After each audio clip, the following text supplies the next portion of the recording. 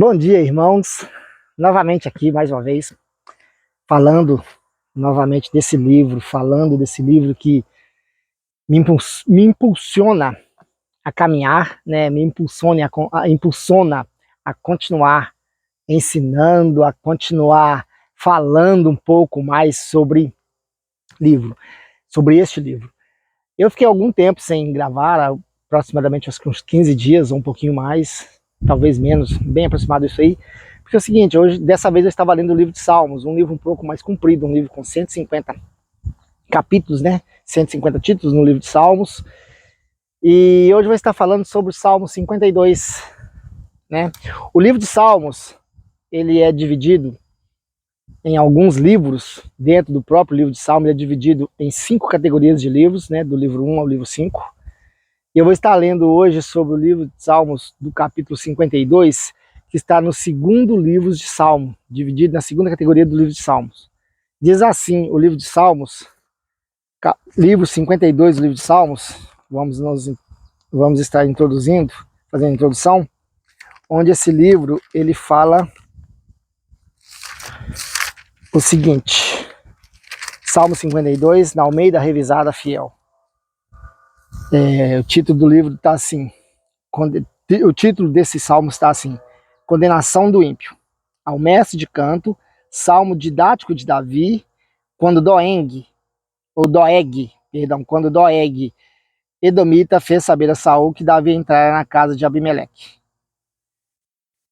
Porque te vanglorias da maldade, ó homem poderoso? Pois a bondade de Deus dura para sempre. A tua língua urde planos de destruição. É qual navalha afiada, ó praticadora de enganos. Amas o mal antes que o bem. Preferes mentir a falar retamente. Amas todas as palavras devoradoras, ó língua fraudulenta. Também Deus te destruirá para sempre. Há de arrebatar-te e arrancar-te da tua tenda, e te extirpará da terra dos viventes. Os justos hão de ver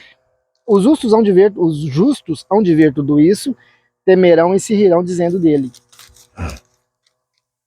Eis o homem que eis o homem que não fazia de Deus a sua fortaleza, antes confiava na abundância dos seus próprios bens, e na perversidade se fortalecia. Quanto a mim, porém, sou como a oliveira verdejante na casa de Deus.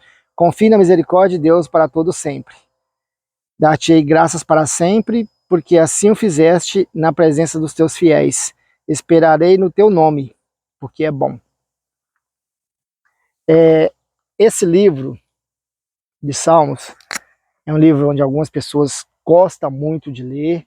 É um livro inspirador, é um livro onde é um dos livros que mais fala abertamente as coisas que aconteceu com Jesus, né? Principalmente quando Jesus estava na cruz, quando nenhum dos seus ossos foram quebrados, que também é dito nesse livro de Salmos, onde diz que suas vestes foram repartidas por sorte, que também fala-se no Salmo de Davi. Eu fiz a besteira uma vez na minha vida de pregar que eu não achava Davi um profeta. Realmente, no início da minha caminhada, falei sem conhecimento, como muita gente fala sem conhecimento, é comum. Eu voltei, o Espírito Santo me mostrou o quanto que o livro de Salmos falava sobre a vida de Davi, fui entender sobre os salmos messiânicos, e eu fiquei muito envergonhado. Portanto, eu voltei na igreja um dia, pedi a Deus a oportunidade de estar pregando novamente, me chamaram para pregar novamente, voltei a essa igreja, pedi perdão e falei que eu falava tolices, falava do que eu não entendia.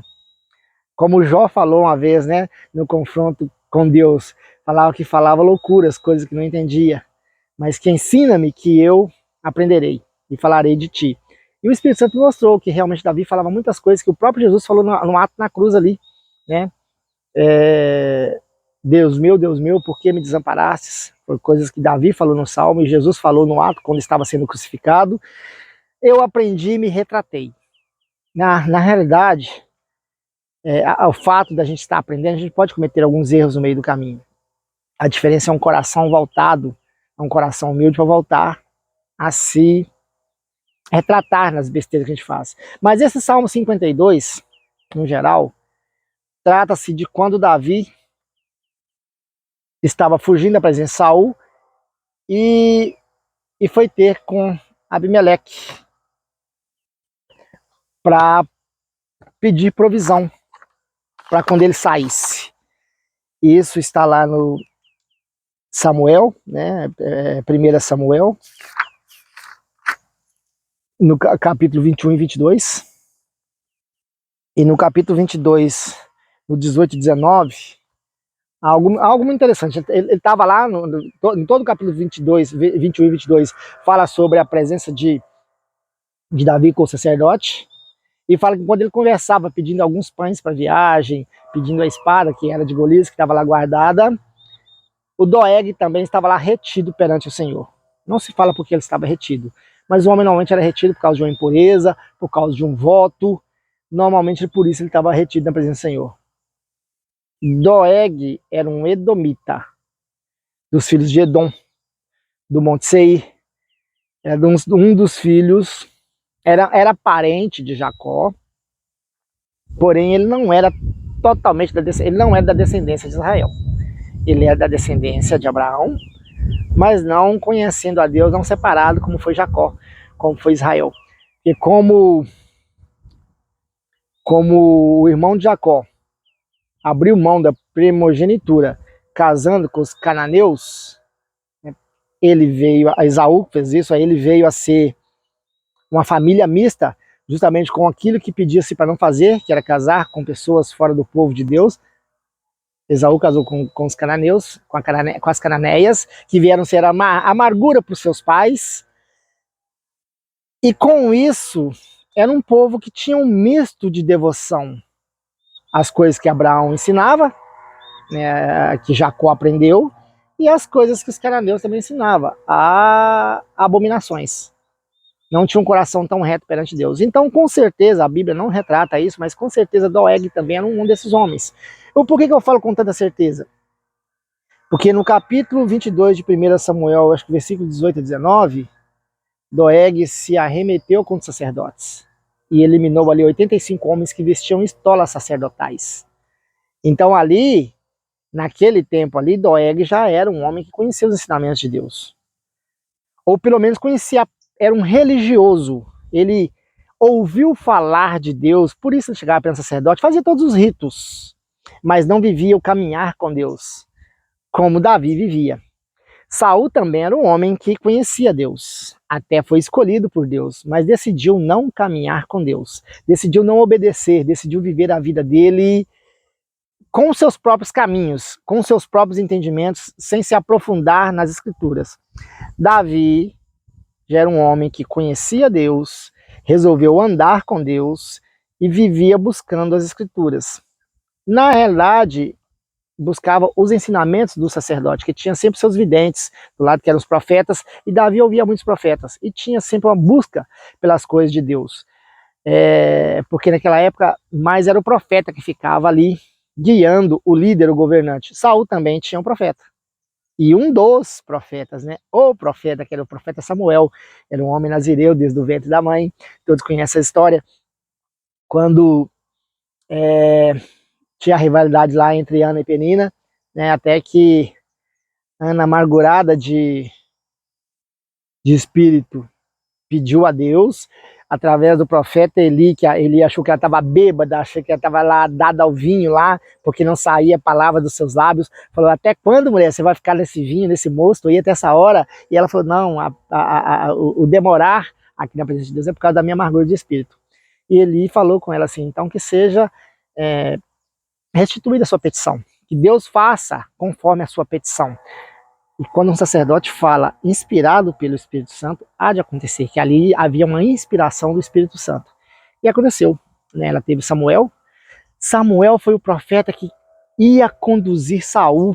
Era um homem extremamente voltado para Deus, era um homem que ouvia Deus, né? Até no seu primeiro chamado, onde o profeta Eli, o sacerdote Eli, o instruiu quando Deus estava chamando. Ele disse assim: quando você ouvir a voz de novo, diga: fala, Senhor, o teu servo te ouve. Foi aí que Deus começou a falar com Samuel, porque na época de Eli eram raras as palavras do Senhor naquele tempo, mas Deus sempre quer falar. Por que às vezes as palavras do Senhor são raras em alguns tempos? Não é porque Deus não quer falar, Deus quer continuar falando, quer continuar ensinando. As pessoas às vezes estão transgredindo tanto estão buscando tanta maldade em nome de Deus, que Deus é obrigado a se calar, para não haver uma exaltação ainda maior daquelas pessoas. Pessoas que não vivem o tempo de Deus, não vivem os caminhos de Deus. Porque as maldades do filho de Eli eram muito grandes. Por isso que Deus se calou. Mas a partir do momento que o profeta Samuel, que também era um sacerdote e profeta, se levantou, ele resolveu falar. Falar por quê? Para guiar Saul. Mas Saul realmente não quis, ele foi rebelde nas ordenanças.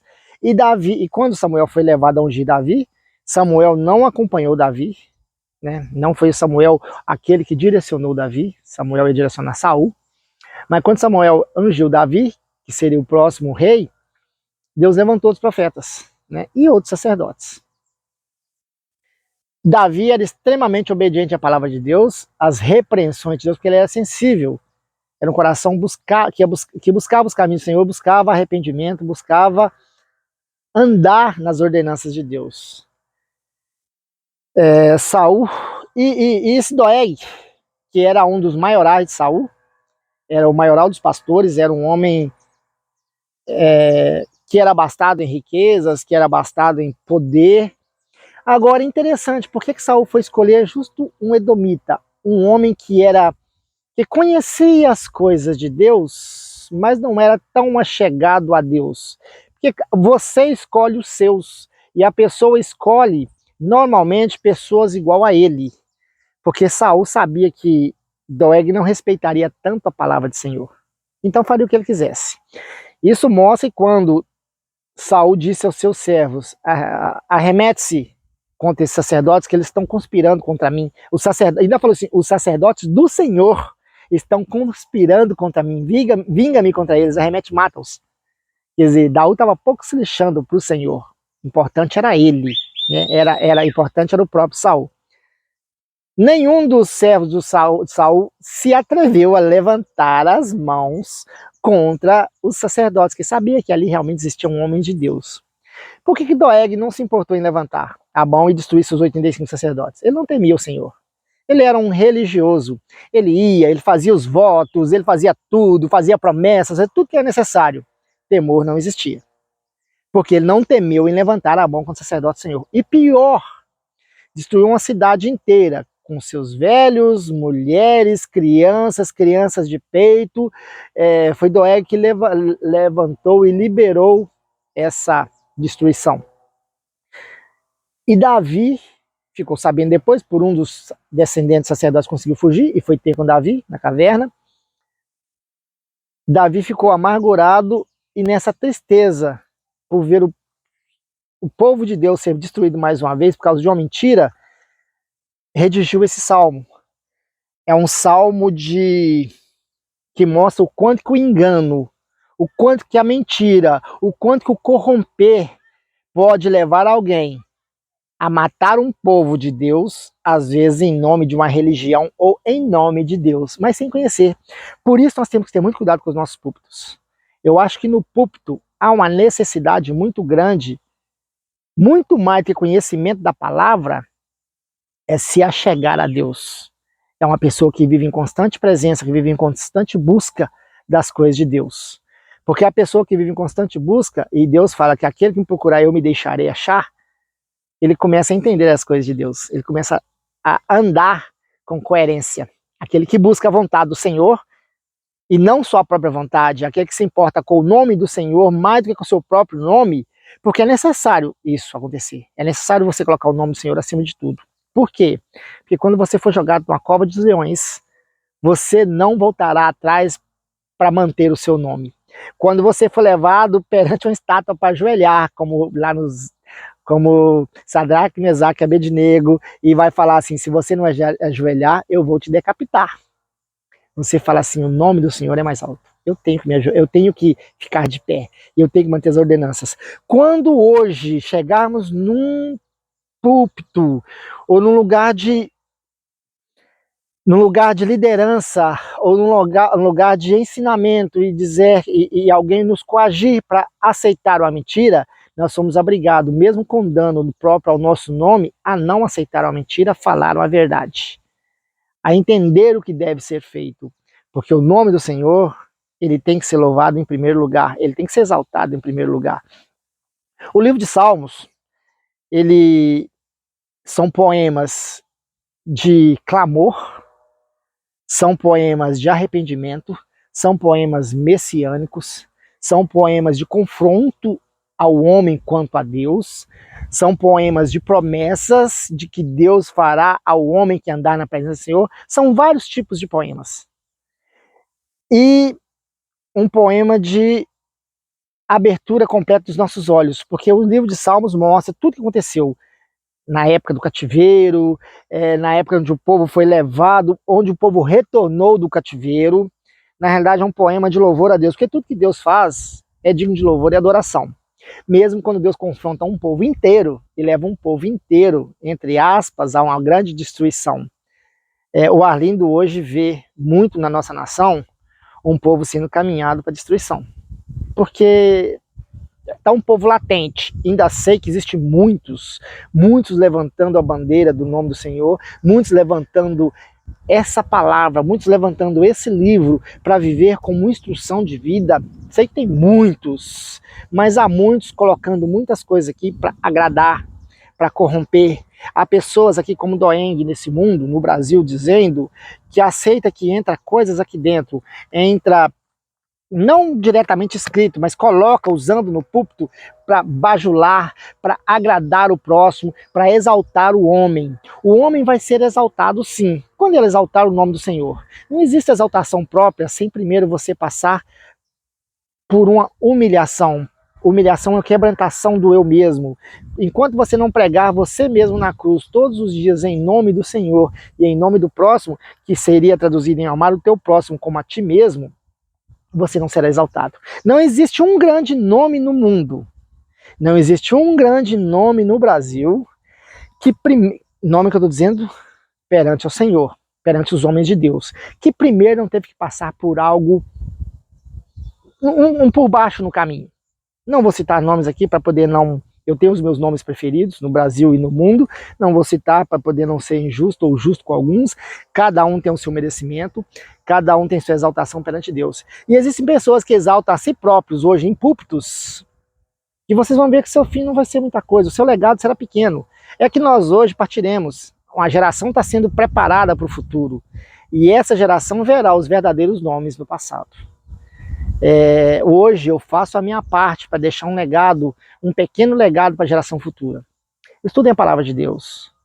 Mais do que pregar, esses dias estava falando com um amigo meu pregando, lendo uma pequena parte num culto familiar. Ele disse, e eu tive um entendimento muito, mas muito claro sobre isso. Meu amigo Eliseu, numa oportunidade, pregava, colocava-se à exposição de um pequeno versículo, e eu entendi o seguinte: mais importante que pregar a Bíblia, muito mais importante, existe algo muito mais importante que pregar a Bíblia, é viver a Bíblia.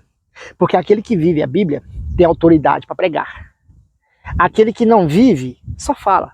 E pior, fala de experiências de outros. Não fala de uma experiência própria, porque não viveu. Na hora que for confrontado numa experiência onde ele deve realmente confiar no Senhor, ele não vai confiar, porque ele não viveu. Então eu vejo tanta gente hoje pregando Bíblia sem viver Bíblia. Isso é muito perigoso, porque vai ensinar uma geração fraca, vai ensinar uma geração temerosa. E o interessante é que a palavra Doeg, o nome Doeg, ele se traduz em hebraico como medroso e covarde, ou medroso e tímido, ou angustiado e medroso. Então esse é o problema das pessoas que leem Bíblia, mas não vivem a Bíblia. No momento de confronto ele vai se angustiar, ele vai temer, ele vai ser um medroso. E ele vai fazer o que alguém mandar, porque ele não tem coragem de fazer a verdade. Ele vai fazer o que alguém mandar para que o nome dele continue tranquilo. Porque se ele disser um não, se o Doeg diz um não ali para Saul, Doeg talvez não pensou, se eu dizer um não, eu não vou ser mais o maioral de Saul. Eu não vou ter mais aquela moral com todos os pastores. Então eu vou me retratar e eu vou aceitar o que Saul fala. Talvez ele até sabia, provavelmente sabia que o sacerdote era de Deus, porque ele estava lá, né, retido perante o sacerdote. Então como que ele não sabia? Ele sabia. Mas em prol do seu nome, ele prefere o engano, ele prefere a mentira, ele prefere a destruição. Esse salmo confronta isso. Você tem que viver o que você prega. É obrigação de todo mundo que está no púlpito, ele viver o que ele prega. Porque mais cedo ou mais tarde ele vai ser confrontado com o que ele prega.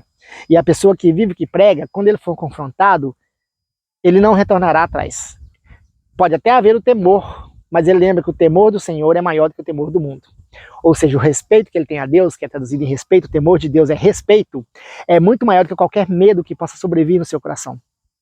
O livro de Salmos, ele nos confronta muita coisa, ele nos ensina muita coisa, porque na realidade o livro de Salmos é um livro de angústias, é um livro de passagens de vida de Moisés, de Davi, dos filhos de Coré, de Salomão.